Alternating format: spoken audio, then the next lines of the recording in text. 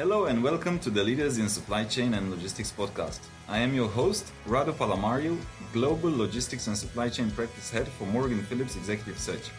Specializing in board level and executive recruitment across the region, my job is also to connect you with global experts, thought leaders, executives and entrepreneurs in all things supply chain. This is episode 14 and it is our pleasure to have with us Erik Cheong. Erik is the co-founder and CMO of N Parcel, a Singapore-based logistics startup under National University of Singapore Enterprise portfolio, providing solutions to enhance the current last mile fulfillment ecosystem. Their main focus is to provide online shoppers an innovative way to collect parcels in a hassle-free manner by directing their online purchases to nearby neighbors or neighborhood stores. Since its launch in 2017, N Parcels has successfully built a network of collection points with over 1,500 parkers island-wide in Singapore. They are currently working with partners such as DHL, Carousell, Airfov, Aramex to provide e-commerce platform and logistics companies from facing redelivery and making their delivery much more efficient and cost-saving. Erik is heading the company's business partnerships such as collaboration, marketing and public relations, and beyond his finance specialist degree from University College of Dublin, as well as his investment banking background, he's an entrepreneurial soul and an innovator with a passion to leverage on technology to enrich modern lives. Prior to N Parcel, he has started several businesses in the hospitality, F&B, e-commerce sector with a strong belief in the lean startup methodology. Erik, welcome, and it's a pleasure to have you with us today. Hi everyone, I'm Erik Cheong, co-founder of N Parcel. My pleasure to be on the broadcast today. Super. Yep.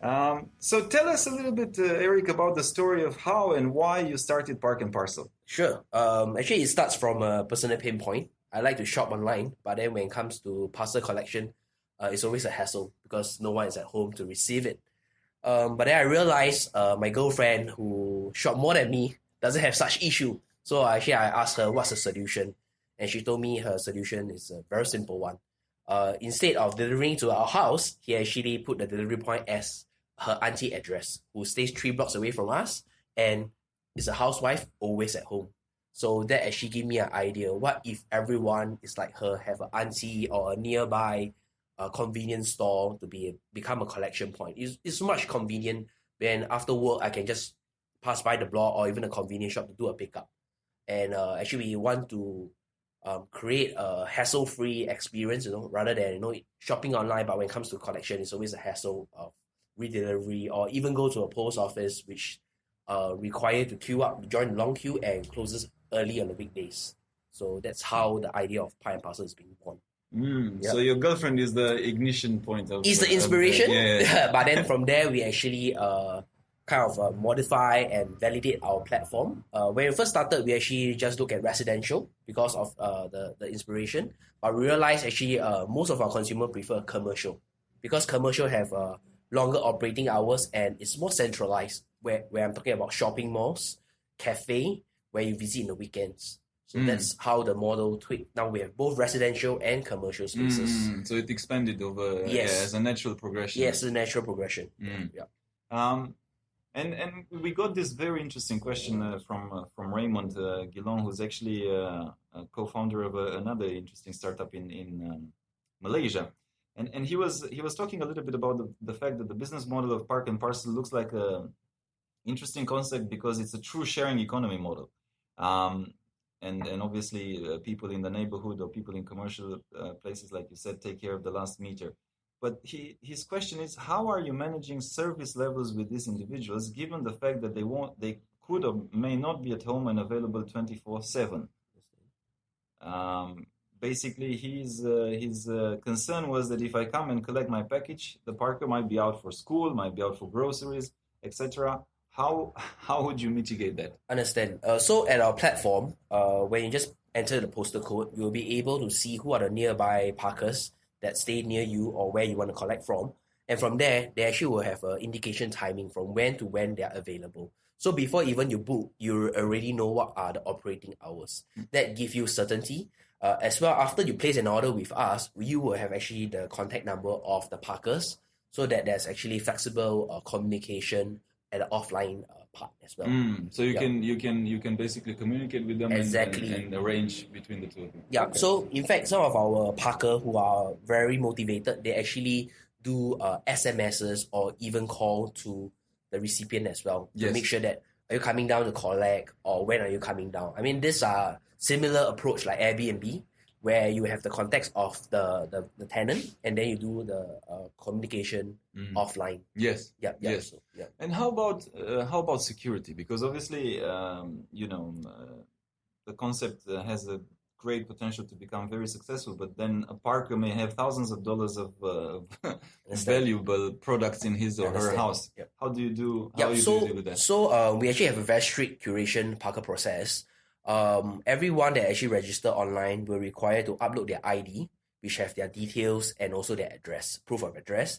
And at the same time, our customer service will do a lot of due diligence calls as well to actually educate the new parker about what are the roles and responsibility. At the same time, we send test parcels to their house to make sure that they complete the whole flow. So this, number one, we actually have a very strict curation process to make sure that everyone know what are their jobs and responsibility. In case of any damages or loss, they will be affected because we actually have a review system on our platform. It's again similar like Airbnb. After have a homestay, you can give review. So for ourselves, after our service, you can actually rate the parker by the feedback or the experience you have. So with that, we actually build social credit on our platform. That helps a lot. At the same time, as a parker, when they receive or hand over a parker of the parcel, they are required to take a picture of the parcel condition as well. Yeah, this is to actually prevent dispute. In any case, when after the recipient receive, after 24 hours, they say, hey, I got a damaged parcel. But based on, the time stamping of photo taking, this actually help us to review the case of damages as well. But in any case, if really is on our fault, we actually have a in-house policy of $100 coverage, which is quite pretty standard in the whole industry in Singapore as well. Yes, so it's kind of like an insurance. It's an industrial standard, $100 per parcel. But we actually review on a case by case basis, receipt as a proof of purchase, and also as well as the parker's picture as a proof to validate whether is there like real responsibility on our side. Yeah, so that's how we. So there's a pretty strict vetting process in place, which is reassuring. Yeah. Question from Christian Go, and I think it's a question that a lot of startups as well as established companies are faced with in today's sharing model economy. When do you know if it's time to acquire your own assets versus outsourcing them through delivery partners? Would a mix of both models be ideal? And how would you know if what's that right mix? Yeah, for us, we definitely believe in the hybrid model where you own asset and actually outsource. But for now, we are actually more asset-like strategy, focus on platform-based, gaining more traction. Different country will have different strategy. I mean, in Singapore, the cost of renting a space or even getting label is very expensive. If for example we are expanding to Hong Kong or even into Bangkok, costs are actually much lower. We will consider having our own asset, having our own physical booth space at train station or even at the malls itself. Yeah, so I think a different country has different strategy. I won't have a one size fit all kind of strategy. But it's actually very difficult. Also, the pricing and the models are different. Exactly. Yeah. So in Singapore for now, it's asset light, and yeah, that's our strategy for now. Lean and mean. Yeah? Lean and mean. Sharing economy. Yeah. And how is Park and Parcel taking advantage of the non-conventional means of delivery, say the UAVs? Or technologies like artificial intelligence, like blockchain, which can be a game changer in the last mile delivery. Yeah. For now, the whole logistic is very fragmented, and it's still a brick and mortar model now. So for us, we believe in adopting like technology like AI or even blockchain. In fact, I'm actually studying and learning about blockchain as well. In fact, I'm going for a course like tomorrow. Okay. Yeah. So to learn about blockchain and how blockchain can be adopted in our business and how it can help. For example, the basic of a blockchain will be time stamping. You can't change the status of the parcel that's being handled. I think this is something that's very useful for our business. across the whole supply chain, especially the supply chain has so many touching points from warehouse to the drivers, to the recipient, to the e-commerce. It's very useful. But for now, I'm still learning as well. Yeah. It's a continuous journey, isn't Yes. it? Exactly. It's important to keep yourself Exactly. open, but I think these things never end really. And I guess there's also the reality that a lot of the top logistics companies are also rolling out similar functionalities in terms of delivery scheduler, in terms of pickup points, and so on. A question from Yasir was, how many customers would be interested in paying extra $1.95? I guess the underlying question is, do you think that there's risks potentially in some of these bigger boys changing and altering the business model and then putting you at risk? So actually for us, we're actually trying to solve the problem of redelivery. So we actually want to avoid and reduce reschedule of delivery, because our key here is actually to promote the O2O model, where you buy online and you pick up offline yourself. This is to actually in line with the trend or this omni-channel, where you drive traffic from online to offline, offline to back to online. So that's what we are trying to do. I think the key here is, again, rather you wait at home for the parcel. Now we provide convenience and certainty to let the parcel wait for you. So only when the parcel reach our collection point, you will be notified through an email or SMS to say that, hey, the parcel is here. You can come and collect at your own convenience, without worrying about when or where will the delivery man will be. Mm-hmm. So I think that is the key that we are trying to promote. In fact, in local base, Lazada and CapitaLand actually have rolled out this O2O model, where when you buy things from Lazada, you can pick up at any of the malls. I think this initiative are going to grow bigger, and I think that's the trend. I also mentioned, in UK, there's this company called Hermes. They're actually promoting customer to actually send it to their collection point rather than to the house. To create like a decentralized network. And so they can actually consolidate orders, drop it at this collection point rather than going to 100 different doors, delivering 100 parcels. Now they can go to one point, deliver 10, 20 parcels. So this is more like a decentralized network that we are looking at. Yes. So, and consolidate. And for our listeners that are not in the region, that are from different continents, because we have a lot of people tuning in from Europe or from South America. Lazada is the largest. It's part of Alibaba Group and is the largest Southeast Asian e-commerce site. So they have huge numbers and huge growth. And it's a great example that you just mentioned. And indeed, it's almost like you're trying to make a postal service for e-commerce, right? Yes. Where the postal, and it used to be national postal services, some of them have gone private in the meantime, but they were successful because you go to a block and you deliver, I don't know how many letters. Yes. But if you have to only deliver one letter, it doesn't make sense. Yes. The cost of that trip is very high. Yes. So it's the same. With the world of e-commerce that is growing exponentially. How about this question? You've partly answered it, but I'll ask it again because it's a slightly different angle. What is the performance commitment in terms of service and cost? So our cost is very straightforward. What we do, our model is very simple. We charge $1.95 for our services, and we share $1 with the collection point. So it's a profit sharing model. We only pay on successful collection. So our parkers are very committed, and they make sure that they complete their job before they get paid.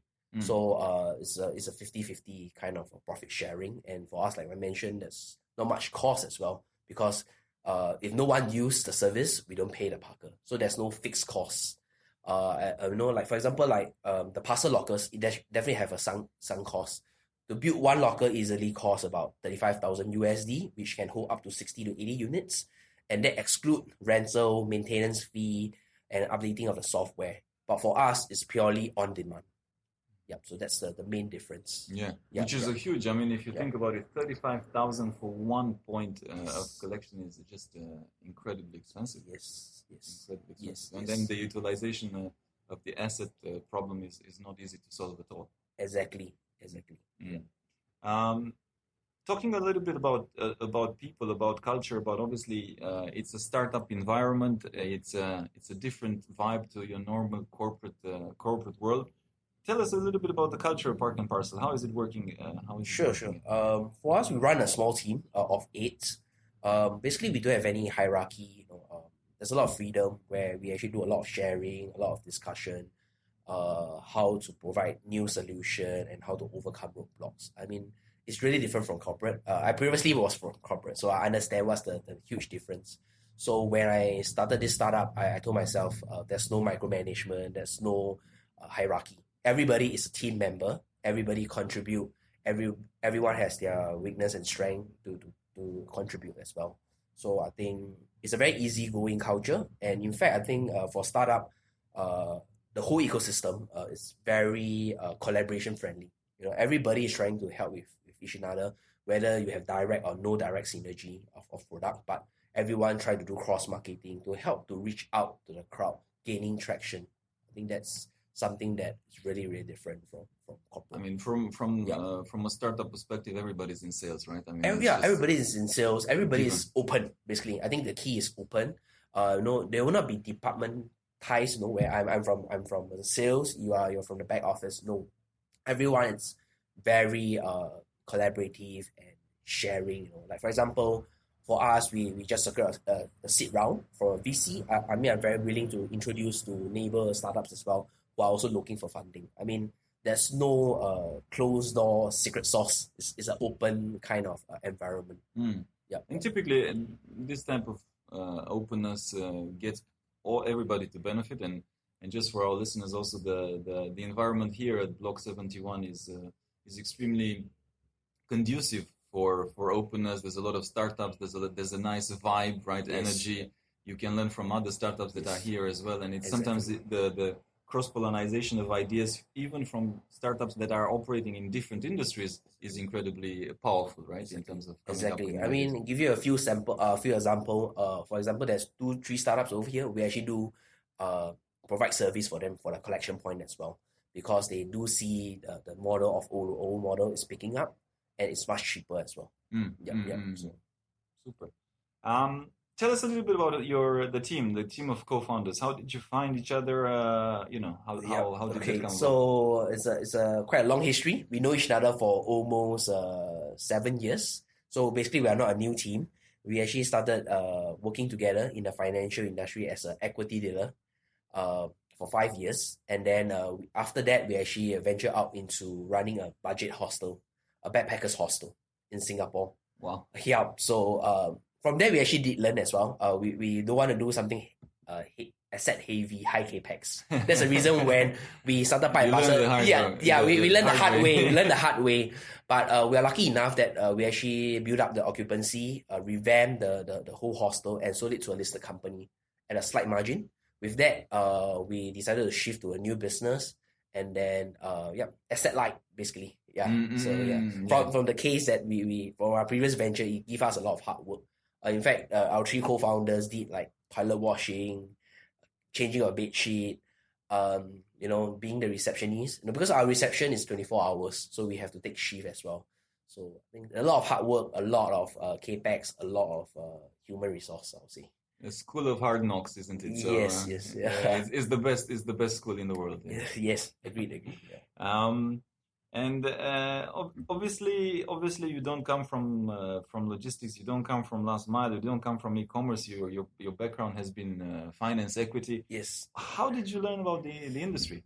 To me, startup is all about constant learning, pivoting, and also about innovating. So we, even though we are not from the industry, we actually learn. So my key takeaway is actually don't be afraid to pitch. When you see 3PLs or big players, just pitch to them about your idea, and they will actually give you feedback and comment about your ideas. That's from where you can learn. For example, like we know what are the missed parcel rate in Singapore. It's about 30%. This is how we validate is actually through talking to the different stakeholders in the ecosystem. I think it's all about constant learning. With the background of logistics, definitely give us advantage, but it can be learned along the way when you actually pitch to people. It's all about pitching and learning along the way. Yeah. And how did you a little bit, this question is just popping up in my mind.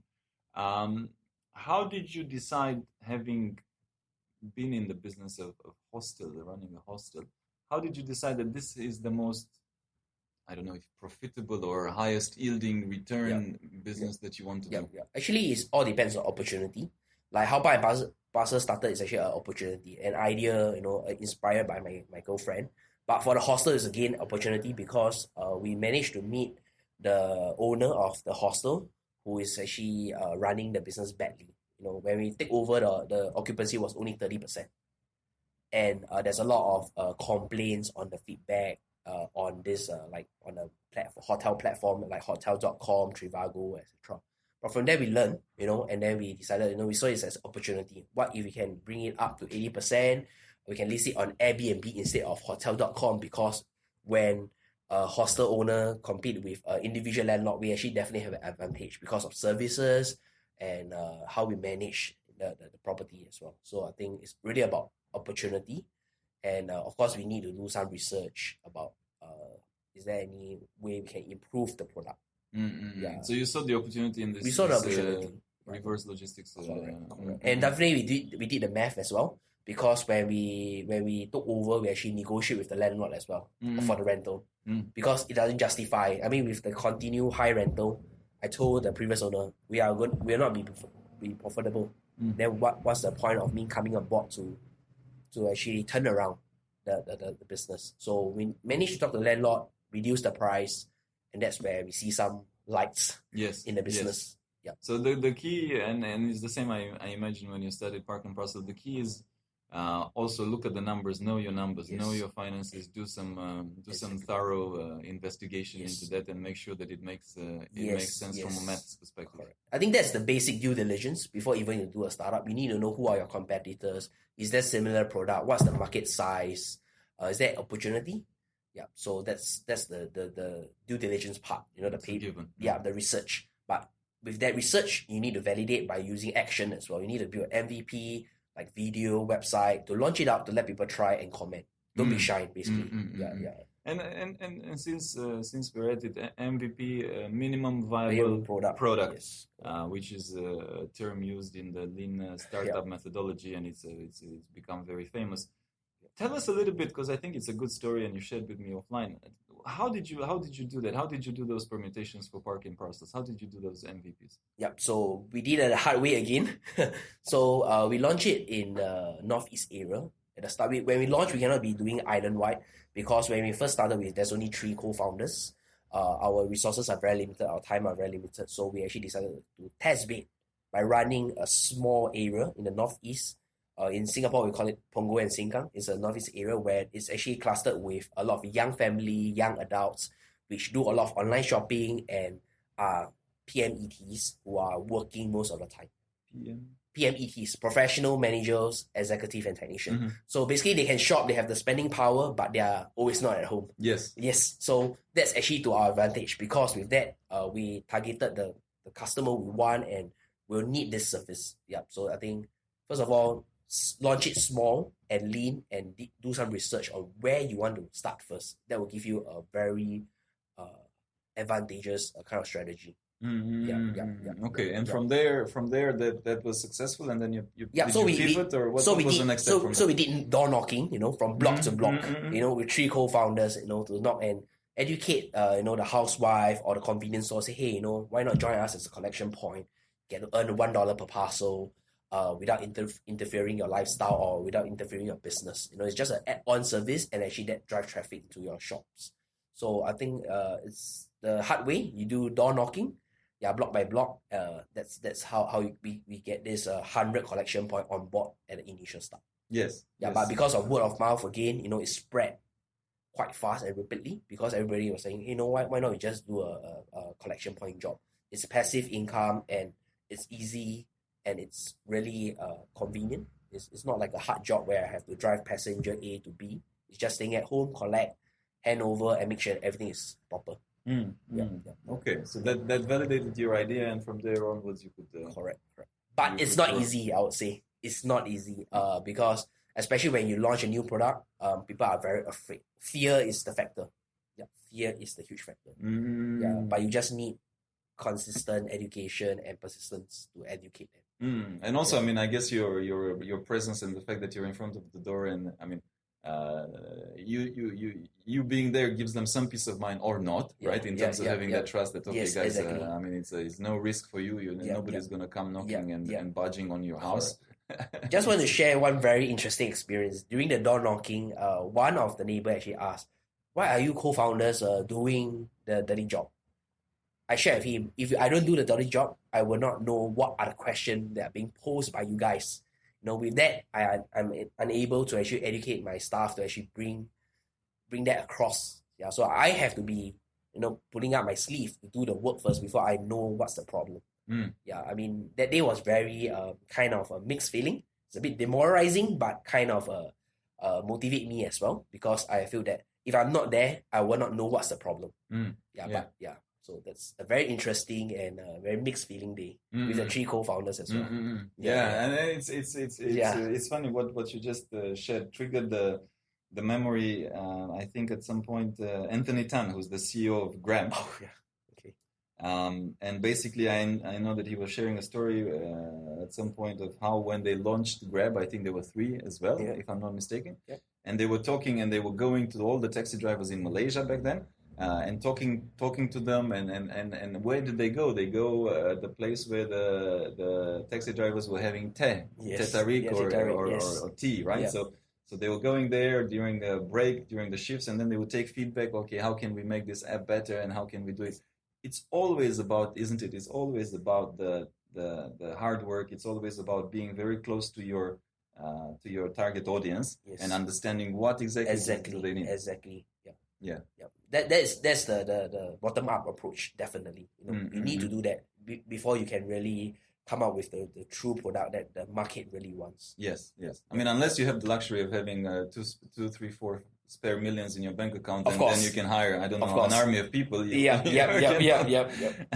cannot do that. Yeah. And talking about hiring people, and now you're 8, and I think it's an interesting journey. You've expanded. You will continue to expand, but it's a critical point, because expanding the team past the co-founders is again, I mean, a startup has a lot of different critical points in terms of their growth, but this is one of them. How did you select the people that came on board and joined the team? Yeah, I think we need a hungry and driven individual to be on our team, because as a startup, we don't have the luxury, the 3-4 million to hire a specific role. For example, like my customer service team, they do actually marketing as well. If they are unsure about the marketing strategy that's adopted or how to do design, we will actually educate them to do a self-learning as well. So this can actually help to grow the team. So basically, in short, it's taking up multiple roles as a member. You can't be just fixated, like say, I'm just doing customer service. I'm not interested in doing marketing. And if that's the case, then we will not hire. So we need to be driven and hungry individuals. And then, like I mentioned, startup is different from corporate. A corporate is where you apply your special skills or your very specific skill sets. But in startup, you apply everything. You learn. You actually apply to like design, customer service, everything. I would say, like what I mentioned, I was not from a logistic background, but I learned. I talk to people. I have to pick up some skills as well along the way. And as well as a very as an employee or as a team member of the startup, you need to take initiative as well, because we have no time for micromanage. Whether are you late so we give a lot of freedom. We don't have a fixed working hours. So as long as you complete your job, very job orientated, that's the key. You need to complete. For example, I say today is a deadline. We need to complete this design. Yes, you need to be completed by today. Yes. I don't care what time is it, but yes, today is the time. I think that's something that we look for in each member. And so far, I'm lucky enough to have such member. They are committed. In fact, I don't like to give timeline to my members as well. Like say when to complete. I would rather they give me the timeline as well, because this is a goal that you set by yourself rather than set by me. Yes. So that's how we approach and how we are looking for individuals that have such attributes. Correct. And let me ask you this, because I think also through our interactions, and obviously we mostly deal with executives, and we mostly deal with very senior people within established corporates, but it's not uncommon, and especially after a career of 20 to 30 years, some of these guys some of these people at the board level or at the C level, they feel like I would want to do a startup, or I feel like I would now want to contribute to that type of an environment. Yeah. But they are at the stage where they have made enough money. Yeah. They are financially secure. I'm just curious, asking you and looking back, and you've come from the financial part. Looking back at your career, if you want to call it, or trajectory, do you think it would have been, and it might sound weird, the question, but it's a different angle. Do you think it would have been weird and you would have made more money had you stayed with your corporate job? Or is it better that you moved and you've had this journey of entrepreneurship? Yeah. If you want to be safe, stay in the corporate. that's my advice. I definitely earn much lesser. I have a very huge pay cut from what I'm doing, but the achievement that cannot be driven by money, financial, is very different from a corporate and a startup. As a startup, I'm very happy or very contented when I see people use my service along the street, or I see, because at every collection point we do have this decal on the shop itself. It's a bit like Deliveroo and Grab to identify which are your collection point. When I walking around the street downtown, I see those collection point. I felt very motivated, proud. Yeah, proud. Really proud. Like say, hey, I see my brand everywhere. So actually, that's the different kind of happiness, I would say. Of course, as a corporate world, you climb up the corporate ladder, definitely salary wise or perks, business class. Yeah, business class. There's no for startup, there's no this business class, there's no kind of like luxury. Yeah, it's all about heavy lifting jobs. Yeah, so it's really, really different. But it's very, very tiring as well. Yes. Yeah. So, you're young. You're not married yet, or I'm married already. Are you married? Yes. Right now? Okay, But no kids. No kids yet. Yeah. Okay. If you have kids, it's another startup. So for now, definitely. And I think we had on the show Chan Wen, the CEO of Ninja Van, which is another very successful e-commerce last mile startup, which you know as well, Erik. And I think he was. When I asked him what's a piece of advice, he did say, don't get married, I think. Or definitely, if he didn't say don't get married, he said don't have kids. It's a lot of time. Yeah. For the future, Yasir, one of our fervent listeners, he's asking, what kind of skill sets do you think that will be required in this logistics e-commerce type of as well as entrepreneurs? And what skills would they need? I think the first one is the openness to actually work with startup. I think startup now is growing very rapidly. I think you should be open to collaboration. I mean, now the world is really growing very rapidly with e-commerce coming up. It's booming. I think now the world is about it's a network. It's no longer like individual. I'm the monopolizer of the logistics. I think it's really about openness. For us, we are given a chance to work with big corporates like Aramex, DHL. I think that's we do see big corporates now open. We even have their own corporate VCs, have their own innovation lab as well. I think it's a very good initiative, but I think this has to be accelerated as well. Secondly, I think like I mentioned, the technology like blockchain, I think is going to be the next big thing in the whole of supply chain. Yeah, so that's something that why I'm actually exploring. And beyond supply chain, in banking. Yes, definitely. Governments, in definitely. Mm-hmm. Yeah, but supply chain I think is quite very relevant to blockchain because like I mentioned, there's a lot of touching points, along the way. So this technology I think will be the next big thing for the whole world. Yeah. Some more questions in terms of entrepreneurship. What is entrepreneurship to you? Constant innovating and pivoting, and have a great execution plan. Because there's many ideas, but when it comes to execution, there's a lack of action. That's the problem. So, yes. Yeah. So I think innovation is about pivoting. Listen to feedback, look at data because number don't lie. Yeah, with that data, you actually you need to react to the data. Like I mentioned, when we first started, it's just residential, but because of our data and customer feedback, they actually want commercial units in our network as well. That's why we actually expanded into commercial parkers as well. Yes. Yeah. So that's a very good example, and I think it's it's another thing that to our listeners who are in a corporate role and looking maybe to start something up. I think you made an excellent point, and you gotta be open. You gotta listen to feedback, and also, I mean, it's funny, and I've come across people that come and hold their ideas very close to their hearts. You talk to them, they almost want to sign an NDA, non-disclosure agreement, because my idea is so revolutionary.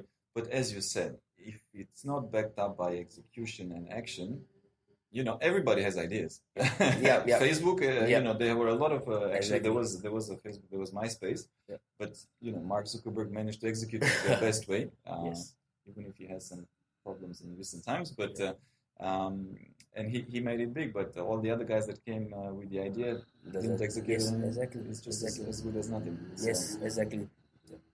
Good point. What are some of the best pieces of advice that you've received throughout your journey as an entrepreneur? Like I mentioned, tell people why you exist, even if they don't ask. Yeah, like share your idea. Don't be shy. Don't be afraid of copycats. Don't be afraid of competition, because what doesn't kill you make you stronger. So share your idea and don't be afraid. Don't hold the idea very close to your heart. I mean, that will be very isolated in your own world, and it's just very closed door.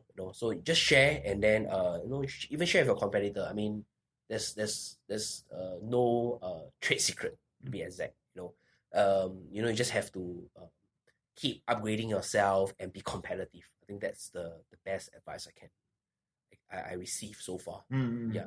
And I mean, we live for startups as well as for bigger corporations. I think there's a term frenemy. Yeah, frenemy. Exactly, friends, enemies, but depending on the context, depending on the market, depending on the angle, we can collaborate as well as we can be competition. Exactly. And by being open and by having this attitude of openness, I think everybody can win, especially in the startup world where maybe you can, like you gave some good examples with 2 other startups where you're helping them actually with their deliveries. I mean, there's a lot of collaboration. The fact that somebody hears your idea, because this is, I mean, I'm just wanting to make this point because it's a common misperception, it's especially prevalent with the people in the corporate world. If you stay too long in the corporate world, and I don't want to overgeneralize, but you think that, oh my God, my idea and it's so precious, very and defensive. It's very defensive, right? Yes. But your idea is as good as nothing, and if you do not do anything, and if you haven't shared it with people, plus if you share it, you might get upgraded ideas, right? Yes, it's a chicken and egg question. Yes, correct. Yes, exactly. This one is we like to ask this question just to identify some traits or some habits that you think contributes to your success. What's something that you do on a regular basis? I like to plan ahead and prioritize outstanding issues. So every night before I sleep, actually I'll have a mind like what I have to complete the next day. From the hardest to the easiest, because probably by afternoon I need 3 cups of coffee. Yep. So I think plan ahead is very important. Yeah, every day at least I have a checklist like what I need to do the next day. So at least I can know that what I've completed, rather than it's like a wasted day for the next day. So I think planning ahead is very, very important. Yes. For example, I go for overseas trip for business. I also actually have a checklist like what are the things that I want, KPIs that what I want to achieve, like build partnership, contacts. These are things that I every time set a milestone. I think that's very important. Yeah. And talk about milestones and planning ahead. And it's a question that I've been meaning to ask you. How do you see the growth and development of Park and Parcels in the next coming years? Sure. In Singapore alone, we are looking at actually expanding our network at least 3 times bigger, which is about 5,000. Why 5,000? Because in Singapore, there's close to about 10,000 blocks of this public housing. With that, we want to have at least every 2 blocks served by 1 collection point. So that's our plan in Singapore, as well as collaborating with more partners beyond Aramex and DHL to be an open network. Then, of course, overseas is definitely in plan. We're looking at matured cities with high density, good infrastructure, and booming e-commerce space. We're talking about Hong Kong. We are talking about Bangkok, to be specific. We're looking at Japan. They're all matured cities. Yep. So it's a bit different strategy like other startups that are looking at Indonesia, Philippines, and Southeast Asia. These country will require more of the traditional logistics, because they are talking about from one island to another island. Yeah, for us, we're looking at more matured cities and stable economy. Yeah. And for you to be able to do that, what needs to happen? I mean, are you looking right now in terms of also maybe attracting interesting investors that might listen to this podcast? Yeah. What are you looking for in terms of your next stage of growth? Are you looking for more investors? Are you looking for more partners? What's the next immediate steps? Immediate step will be more like partners, because in fact we just secured our seed round from this VC called Thrive and a group of angels investors. So I think funding is not the issue now, but we're happy to have more. Yeah. But then now it's more on the priorities about overseas partner that can help us. For example, I'm going to Bangkok with IE Singapore. It's actually a government entity that actually helps local company to expand overseas. So with their help, I got connected to big corporates like CP Group in Bangkok, which they own a chain store of 7-Eleven. Wow. Yeah. So with that, it gives us an advantage. Rather than the hard way, we build one by one now. We can go into overseas market with a bang with 300, 400, 7. Yes, exactly. I'm very thankful that actually we have the government entity as well to help us to link up, because I believe if I do my door knocking myself or cold email, I won't be there. Yes. So that's, I think, one of the advantages that we have. So looking for partners or logistic players that think that our solutions fit into their strategy. Yes, for sure. We are open for collaboration. Yeah. Super. Yeah. If final question, if you could give some advice to somebody graduating university and wanting to start his own business, what would that be? 2 things. Form a team. Form your Avengers. That's very important. Because everyone can contribute their strength and cover their weakness. That's one. Number 2 will be, again, like I mentioned, action buyers. Stop talking about ideas and really execute it. Yeah, it's really execution is the key to success. Yeah, yes. I mean, like Ninja Van Cheng Woon, he only sleep less than 4 hours when he first started. I think that actually inspired me as well to even work harder than him. Yes. Yeah. I mean, great example, and I think that's for the people that don't know his story. That's what convinced Eduardo Severin. For those of you who know Eduardo, he's the co-founder of Facebook. But he invested in Ninja Van because when he went to the office of Chen, he saw the mattress there and he said, "Wow, this guy really works hard." Right? Yeah. So I think it's a point that you made, and it's a point that needs to be very clear to a lot of people that somehow maybe think in an idealistic way about the world of startups, that you start something up and you become millionaire overnight. It's hard work. It's much harder work than most corporate jobs. Yes. With a lot less money, in a lot of times, a lot less perks. With the satisfaction, as you said, that you see your product and you see your baby grow, and it's a sense of pride. Yep. But if you're looking for money and financial security, probably is not the. But probably you can join the startup in a later stage. In a later stage for sure. Because I believe when we grow bigger, we do need corporate experts as well. I mean, for example, like Carousell has been growing so big, they are acquiring talents from different corporates as well. I think. It's really different part of different growth. Stages different stages of growth. You need different expertise as well and skill sets. I think that's. Actually, I mentioned to my team as well. If one day my company grows to a size of Facebook, I'm willing to step down. You know why? Because I believe there's more professionals and more experts that can take up roles. And there's different. I mean, there's different phases of development, and there's different phases of expertise. Just like Google is a great example, right? When they hired Erik Cheong to be the CEO, because they didn't have the 2 co-founders didn't have the experience to build corporate structures in place when you're talking about billions and billions of dollars. So just as we conclude, I wanted to make a point, like Erik shared with us. If you listen to this podcast and you're interested in a partnership, do feel free to reach out. The website of Park N Parcel is parknparcel.com.sg. You can find Erik on social media. You will find them. We will include the links in the podcast.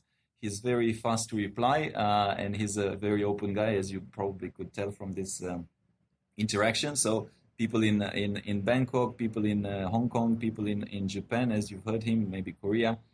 Feel free to reach out. It's been a pleasure having you with us, and thank you for the sharing, Erik, and wishing you all the best in the journey. Thank you so much. Thank you for listening to our podcast. If you liked what you heard, be sure to follow us on radopalamario.com/podcast for all the show notes, links, and extra tips covered in the interview. Make sure also to subscribe to our emailing list to get the news in the nick of time. If you're listening through a streaming platform like iTunes or Stitcher and you like what we do, please kindly review and give us 5 stars so we can keep the energy flowing and get more people to find out about our podcast. I'm most active on LinkedIn, so do feel free to follow me to stay tuned for our latest articles as well as future guests for the podcast. And if you have any suggestions or any other idea, please feel free to write to me. I respond to all. And also, please make sure not to miss our next episode, where we will be having a few other C-level and top leaders in supply chain joining us. Stay tuned.